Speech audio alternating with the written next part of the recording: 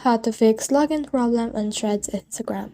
Hi guys, so in this video I will teach you how to fix login problem on Threads Instagram. So if you want to learn how to install, just watch this video until the very end. It's just pretty quick and simple, so let's go. So in order to do that, you first need to make sure the Threads is actually available in your region. So on some regions, Thread isn't available, so that is the login problem for them because they actually tried to install Threads even though it's not available in the region.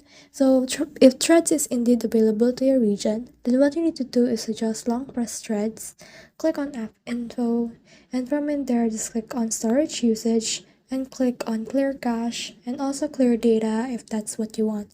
So by clearing the data, you can actually just start from scratch and log in from in there, and it might reset the bugs that have been happening to your Threads. Next thing you need to do is to head over to Play Store, search for Threads right here, and from in there you can actually uninstall it.